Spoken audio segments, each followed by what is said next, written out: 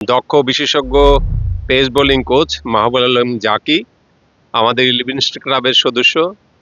তাকে তার স্মৃতি রক্ষার্থে আমরা আজকে এখানে এই অনূর্ধ্ব-17 টি-20 ক্রিকেট টুর্নামেন্টের আয়োজন করেছি এবং আমাদের এখানটায় নিশ্চিতভাবে যারা যারা আছেন সকলকেই আপনারা চিনেন। এখানে আজকে আমাদের এই মুহূর্তে অতিথি হিসেবে আমাদের সাথে উপস্থিত আছেন। আমরা কোনো রাজনৈতিক পরিচয়ের বাইরে এসে আমাদের একজন ক্রিকেটার, জেলা দলের একসময়ের ক্রিকেটার জনাব কাইমুল হক রিঙ্কু, যিনি এই মুহূর্তে বিপি হিসাবে দায়িত্ব পালন করছেন,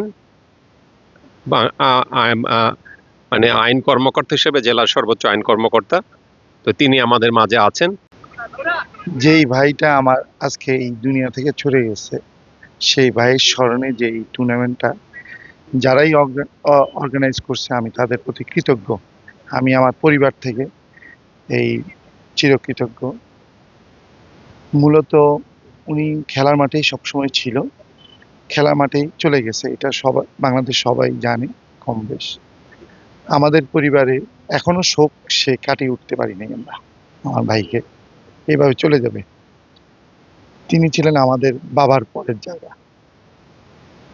ওনার কথা শুরু করলে শেষ হবে না, এরকম কাজ উনি রেখে গেছেন। ওনার উপলক্ষে এই ক্রিয়া অঙ্গনে ক্রিয়াটাকে বাঁচিয়ে রাখা একটা প্রচেষ্টা যে চালাইছে ইলেভেন স্টার ক্লাব, উনি ওই ক্লাবের একজন সদস্য। এই কথাগুলো আমাদের আজীবন আমরা মনে রাখবো এই খেলার জগৎ নিয়ে। এই ধারাবাহিকতাটা যাতে পরবর্তীতে চলমান থাকে, এই সাফল্যটা যাতে এইভাবে চলে, এটা আমি সবার প্রতি দৃঢ় আশ্বাস রাখি। তবে ধন্যবাদ জানাই যে একাডেমিগুলি আজকের এই টুর্নামেন্টে অংশগ্রহণ করেছে। তাদের অংশগ্রহণ ছাড়া আসলে এই টুর্নামেন্টটা সফল করা সম্ভব না। অল্প নোটিশের মাধ্যমে একাডেমিগুলি অংশগ্রহণ করেছে।